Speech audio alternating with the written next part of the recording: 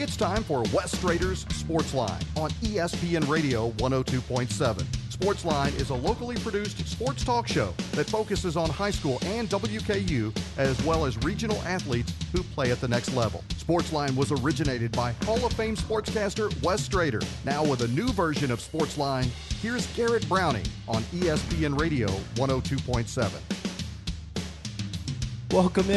Welcome in to the Sports Line here on ESPN Radio 102.7 FM, ESPN Radio 102.7.com, the Wes Strader Sports Line, August 12th, here in the good old 2019. We're joined by Brett Williams, our guest host in studio. We got a short show, so Brett will be hanging out with us, talking all fall sports, because we had WKU FanFest this past weekend. It was a good one at EA Diddle Arena. You got to catch the volleyball scrimmage, right? I did, yeah, the volleyball scrimmage and the soccer scrimmage. And the soccer scrimmage. A lot it was of a teams busy showing day. off for all the Hilltopper and Lady Topper fans out there. Did you have to make a quick run across the parking structure real quick? Yeah, a little bit. I had to go and grab my bottle of water and flip from my regular glasses to my sunglasses out there. So, absolutely.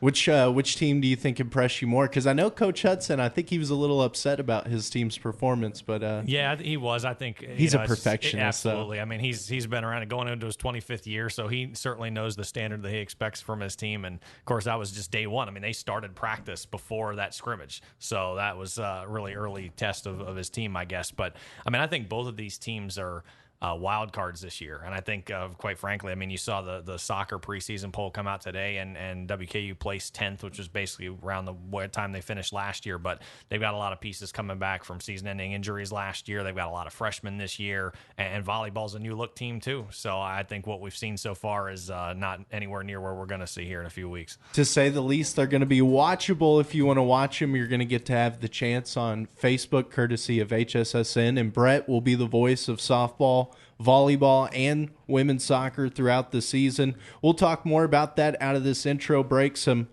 breaking news over the past weekend, sad news. Daryl Drake, a former WKU football and coach here at the university, passed away this past Sunday morning.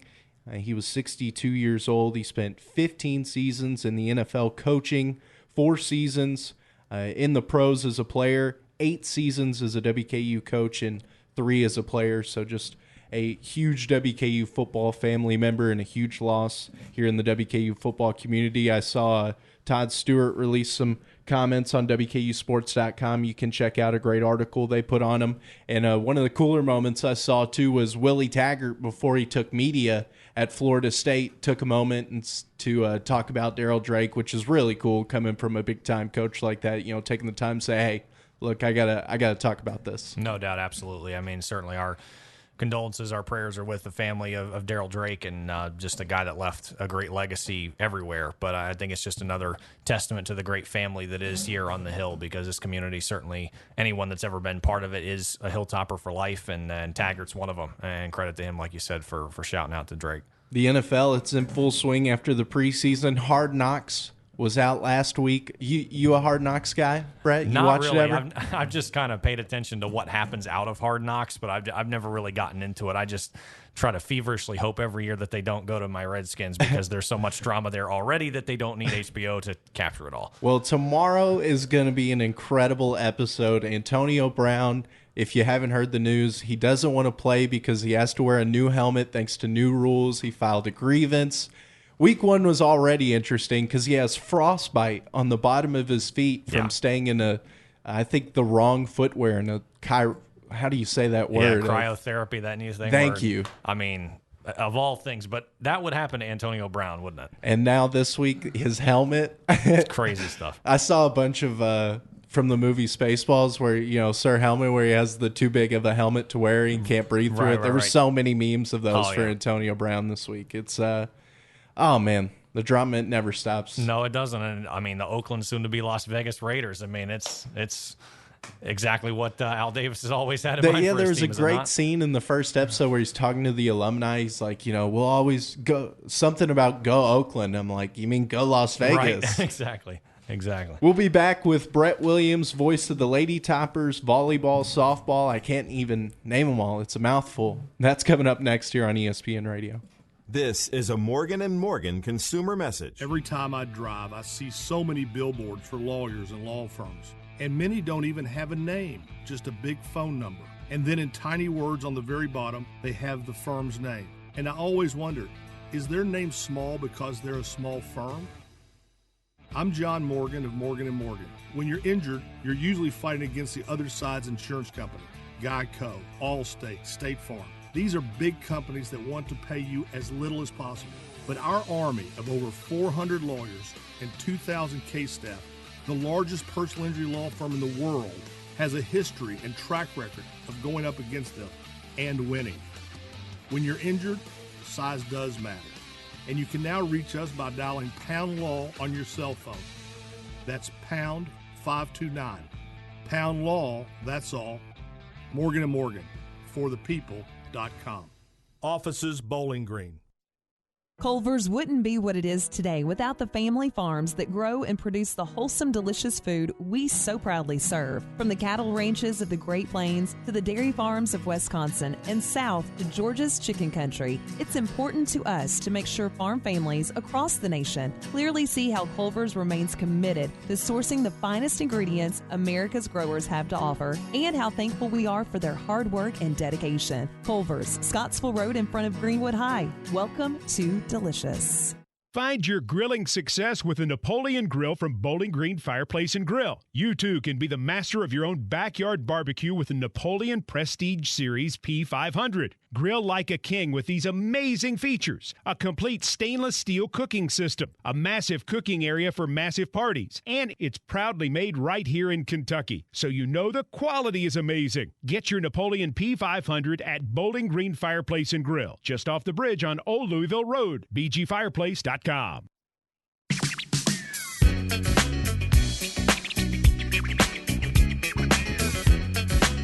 West Strader Sportsline, Garret Browning here. Thanks for coming on back with us. This is your local Sports Center update. The Mike Vrabel Tennessee Titans head coach show will be tonight at 6 o'clock. It's now on Mondays. You can listen on 105.3 The Point.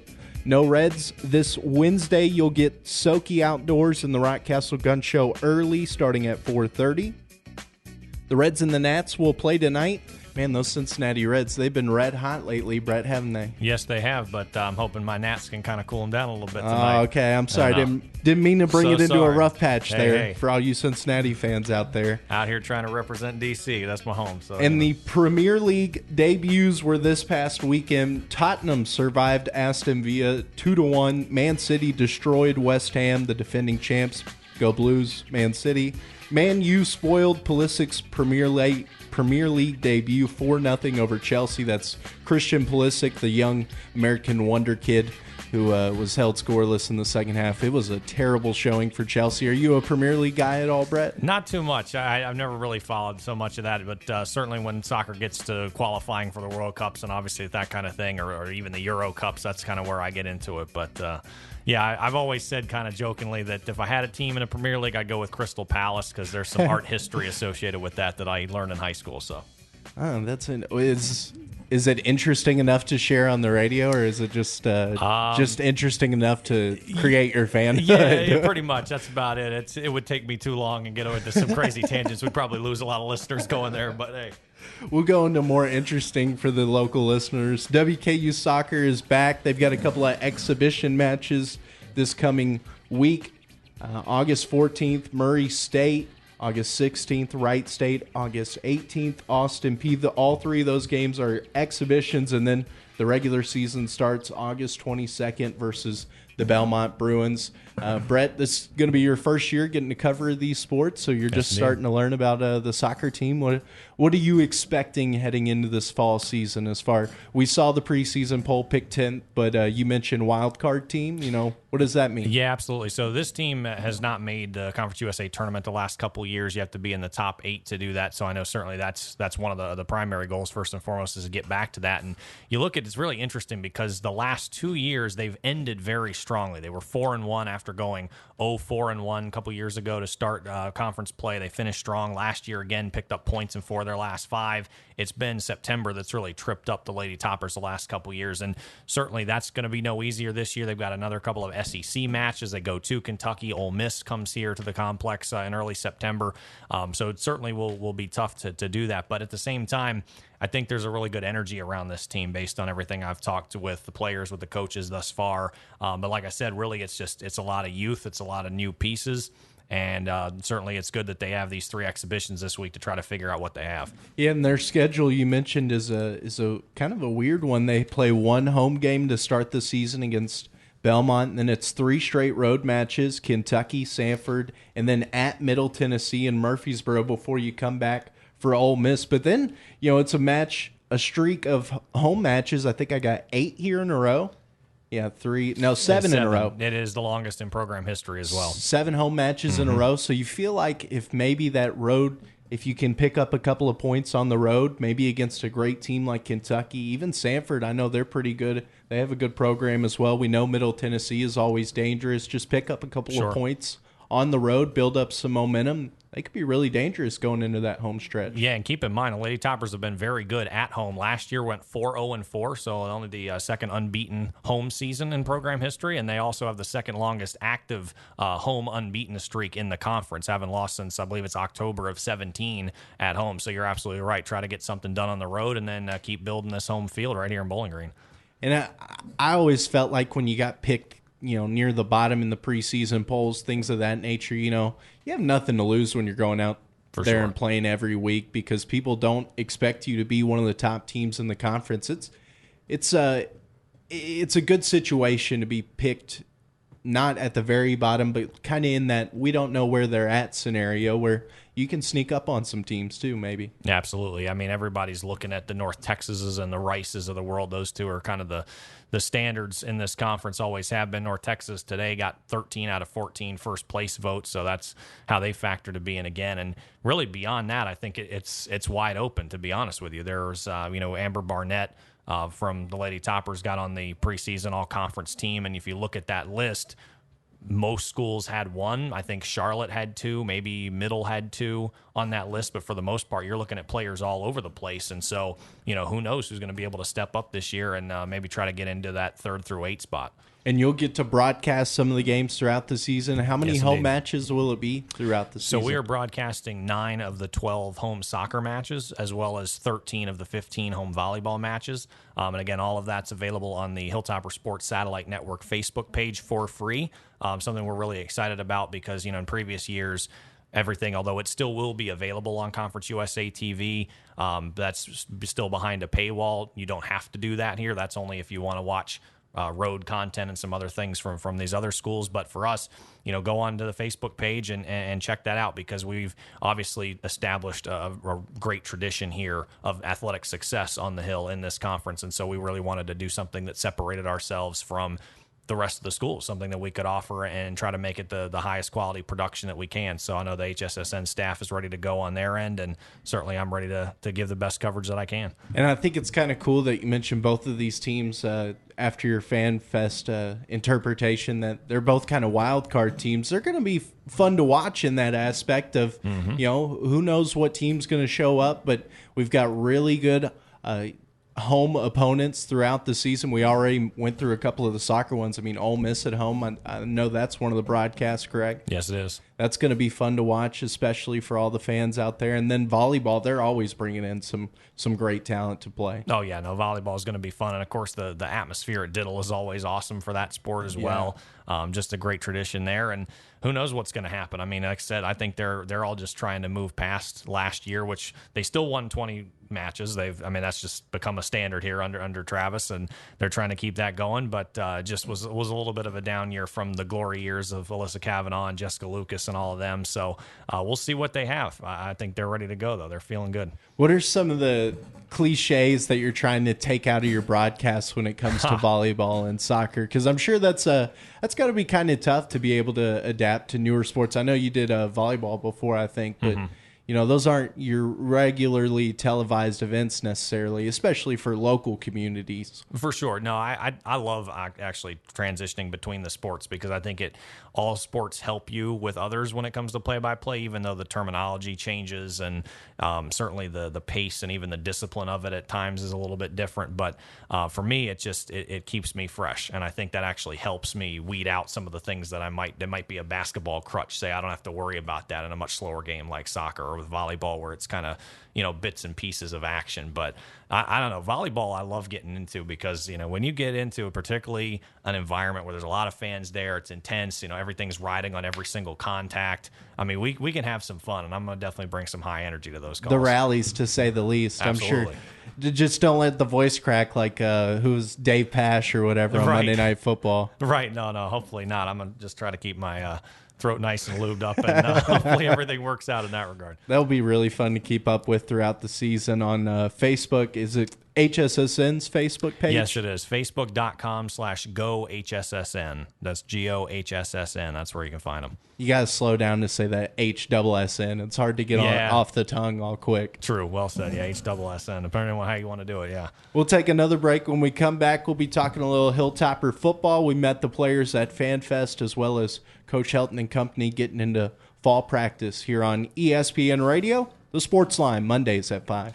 One of the most rewarding things in banking is to see customers achieve their goals. We've helped turn a lot of dreams and ideas into reality with loans offered here at Monticello Bank. Loans for families to buy new homes, loans for cars, weddings, and vacations.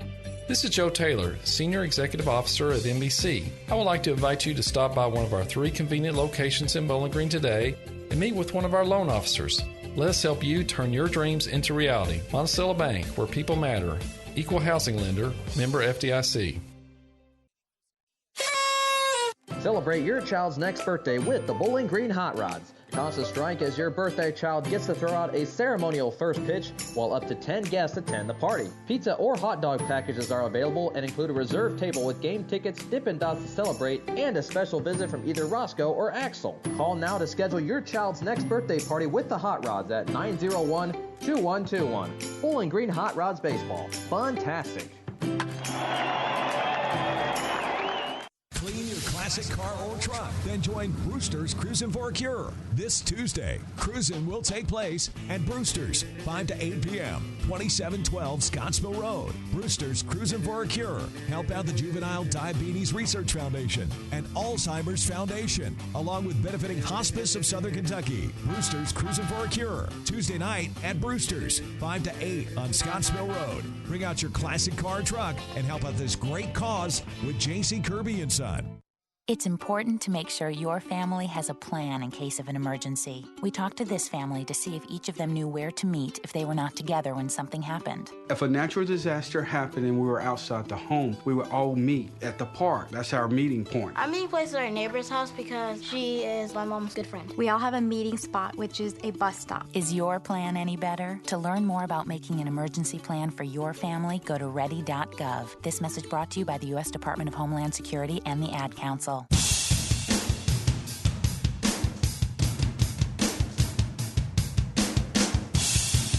You're listening to the West Strader Sportsline here on ESPN Radio at Garret Browning 5 on Twitter. If you want to shoot a question at us, talk about the show, or give me some pointers on how I'm messing up. I could always use some help, Brett. You know that. Yeah, I'm open to that as well. If anybody's got any thoughts, don't know if I'll be able to see it in the middle of a play-by-play call, but hey. He'll do his best. He'll do his best to keep up. Local Sports Center update. The Mike Vrabel Show starts back tonight at 6 o'clock, 105.3 The Point, every Monday throughout the football season. Marcus Mariota, is he going to make it? Is he going to be the Titans franchise? I want him to, but I just don't see it. Oh, man. I just don't think he has it at this point. I think you're going to be right, but I'm holding out hope. No Reds Wednesday. Soki Outdoors and the Rockcastle Gun Show will start at 4:30. The Reds and the Nats will play tonight. Both of those teams are fighting for playoff position. The Nats, they're surprised. Nobody really thought they were going to be true contenders because, they didn't want to pay Bryce Harper, which I honestly thought was the right move. But now they've got MVP candidate Anthony Rendon. Yes, sir. Write that down. Nobody knows that, but he is an MVP candidate. You're absolutely right. very few people outside of D.C. know that, so I respect that because he doesn't get the love he deserves. Reds, they've been red hot as well, though. We'll see which team can pull out the series. And sad news was Daryl Drake over the weekend passed away, WKU football player from 75 to 78, 79 to 83 in the pros, and 8-year coaching career here on the Hill before 15 years in the NFL.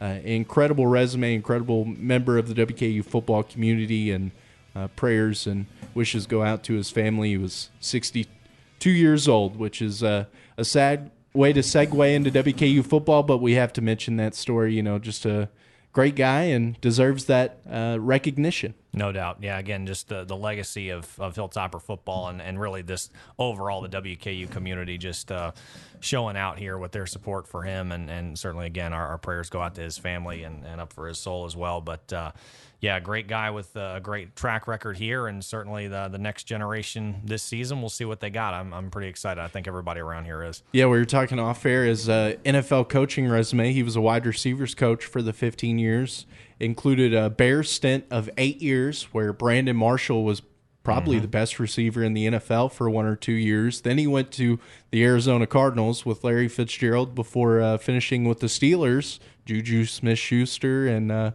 Antonio Brown as well. That's some pretty good resume, to say the least. Yeah, no doubt. I mean, anybody that can stay in the league that long, and be as respected as he was, that's for sure. Especially in the same position. I feel like position coaches are very flux in the NFL and college. Right. Clearly, everybody trusted him with the receivers. I mean, I'm sure he had the talent and the know-how to become an offensive coordinator, or who knows what else beyond that. But, yeah, clearly he found his niche, and he, like you said, made some great guys have some even better careers.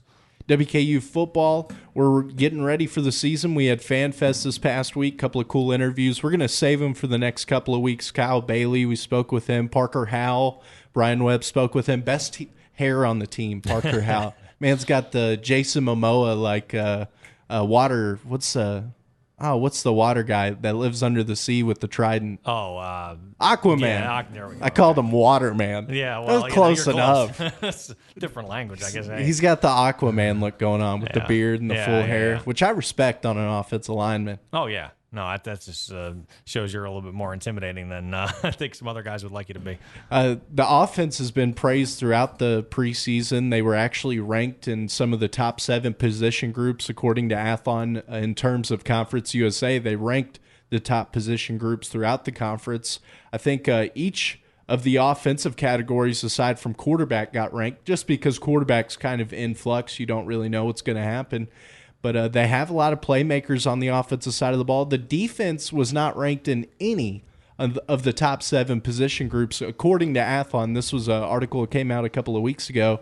And I asked one of the defenders about that, Kyle Bailey. He was like, well, we're just ready to prove some people wrong. And the fall scrimmage, even Tyson Helton said, look, our offense was behind. Our defense was all over the place, which I think is a good sign for Hilltopper fans. Yeah, I would say so. I mean, as just like we were talking about Travis Hudson earlier, I think coaches get extra critical of their team in these preseason scrimmages. So using that line of thinking, perhaps the offense is slightly further along than Coach Helton wanted to admit. That's and true. If he's praising the defense, then, hey, we might actually be onto something here. And same defensive coordinator with Coach Clayton White. We've talked about it a lot on this program, that the defense was thrown into a lot of very bad situations last year where, quick change defense. I hear all kinds of coaches talk about it. Usually it's from turnovers, but, last year we had, missteps in the punt game, special teams, whether it be, going for it on 4th down in bad situations, whatever it may be, the defense, they weren't responsible for all those points that got put up on the board last year. And I think I'm glad to see Coach White back with Tyson Helton under a new staff, but they kept the defensive coordinator, let these guys grow, because it's a very young side of the ball as well. We had some true young players. I think some true freshmen. Devin Key comes to mind, step up and make plays for the Hilltopper defense last year, and it's good to just grow with the same guy and not try and learn a new system again. Yeah, that's well said. I mean, for all of the new things going on with most of the coaching staff and others just kind of getting out of what happened last year, there's still a lot of consistency there. I mean, correct me if I'm wrong here, but I believe it's The overall, there's 18 returners out of 22 starters or something like that. Yeah, that sounds right. One of the best in the country. And so when you look at that and you see, well, this team was close in a lot of those games, and if there's a lot of correctable things like we're talking about here, then all of a sudden that can turn around a team very quickly when they know the culture and it's even a better environment within that culture. I think good things are about to come. Offensively, you got any inside scoop? Who's going to be the quarterback week one? I mean, you're inside the offices a little bit, right? I am, but not really, that far. Haven't really discussed anything football related. I've got soccer, volleyball. I'm like really focused on, of course, always thinking about women's basketball and so it goes. But I really don't have much intel on the football side. Yeah, it's going to be interesting to see come week one who's the starter for Hilltopper football. They've got a nice schedule the way it works out. The Power 5 teams they play, 2 new coaches for Arkansas and Louisville, which sometimes can be good and a bad thing. Sometimes those bad things roll over into year one. Sometimes it's just a complete turnaround. I kind of feel like that's what Louisville's going to do with Coach Satterfield, because I don't know why. I just have that weird feeling. I feel like Arkansas still is going to struggle a lot in the SEC year one under a new coach. But, that's why you play the games. Hilltoppers, they got a new coach too. It could be a slow roll around from last year, or it could be a quick turnaround. I mean, it's a wild card team just like volleyball and soccer. Exactly, and wild card games in particular too. When you talk about these matchups with Louisville and Arkansas, because you can ostensibly say Arkansas is going to have trouble in the SEC West, and we can all pretty much know that. Louisville in the ACC, they might be able to succeed simply because they just don't have the strength of schedule that some others would. Then when you put those kind of teams against a team out of Conference USA, when there's so many unknowns on the table, I mean, who knows what happens when those two teams line up, or I guess all three in those two different settings. And I feel like things have changed a lot from in like the early 2000s and the 90s, where you didn't see as many of these Power 5 teams just lose as often as you do now to these mid-majors or even, FCS opponents that just play out of their minds when they go on the road. I mean, it's every year. It's every year, and it's not just one game. It's usually 3 or 4 every year now. Yeah, and that's why I think the likes of what Alabama has done or what Clemson is trying to do, and we'll see how long they're able to keep it up, that's becoming more and more rare these days, simply because, as you're saying, the whole country is getting deeper, the talent's getting better, the coaching is getting better at these lower levels, and it just shows when you get a bunch of guys committed to one cause together. I mean, even if it's something like the Armies of the world, who obviously the Hilltoppers are going to see as well, playing that triple option style, and all of a sudden you get some teams that really struggle against that, and they can throw some seasons out of whack because of it. So who knows? I mean, there's going to be a lot of interesting football on the horizon. And what's funny is usually Army isn't the best opponent on your schedule when you're going to look at RPI or when it comes to the rankings at the end of the year necessarily, but you get them at home. I mean, you couldn't ask for a better schedule as a mid-major. Sure. I mean, you really couldn't. Absolutely. Yeah, no, that game's going to be crazy. I imagine that place will be sold out. I think it's going to be an unbelievable scene, because obviously anytime you get to play a service academy, there's a lot of pomp and circumstance with that, and a lot of interesting things. But, I mean, Army's going to be a heck of a challenge. They are to anyone. Anytime you come in against an option team, but a team that plays it as well as they do, that'll be something. I'm just glad their head coach doesn't have the Navy head coach's name, Ken Niumatalolo. Oh, yeah. So that was close, Lumpkin right? Rolls off the tongue a lot easier, doesn't it? Yeah, it does. It's a lot easier to say. We've got just about a couple of minutes before the Reds and the Nats pregame kicks in. Marty Brenneman on the call, Cowboy Jeff Brantley. Who are the radio voices up in Washington for those Nationals? Charlie Slows and Dave Jagler. Listen to them many a time. Many a time. You big Nats or a big Redskins guy when it comes to Washington? Which one was bigger? I mean, for me, the Redskins have defined my life as a sports fan. I mean, watching their games growing up is what made me want to get into play-by-play in the first place. But so, I mean, I guess at the end of the day, I'd rather see them win a Super Bowl above all else. But Redskins, Nationals, Capitals, they're ride or die.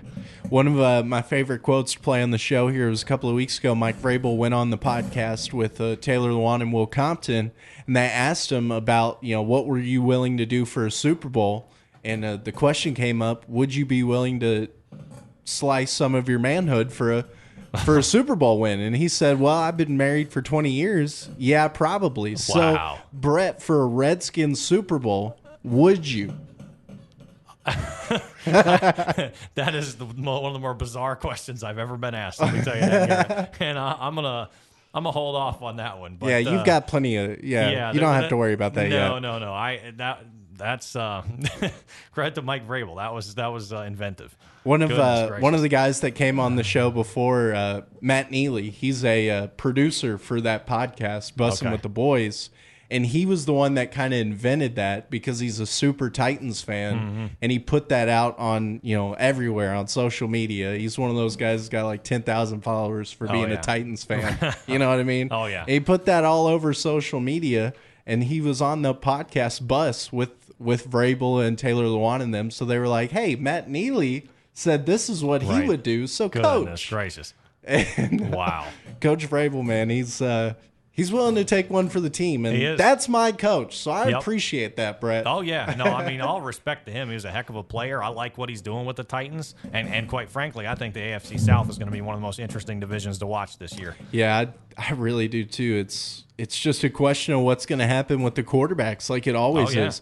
If Andrew Luck's healthy, the Colts are probably a playoff team. Deshaun Watson, he's been really, really good, but he's also been kind of bad at times. The same with Marcus Mariota. And then Nick Foles is just a giant question mark, only because he's in the Jag system. I think if he would have gone anywhere else that had talent and just needed a quarterback, I would say, yeah, they're going to be a serious contender. But because of it's just the Jaguars, right, and they haven't done anything right, it seems like, the whole time they've had talent. Yeah, but, I mean, here's the thing. You think about what they were able to do 2 years ago with Blake Bortles and the fact that the defense, I think the defense just quit on the Jags last year because they realized they were left with hanging out to dry. But now that they've got a quarterback and they've got a couple pieces out there, I haven't really paid attention to all of who is left. I don't know if there's some of the, but I mean, I think they've got what it takes to, because I think the defense is going to step back up, and now they've got a quarterback to match it. So. Well, and even if their defense quit on them last year, they added a top 5 pick on the defensive side too with Josh Allen, which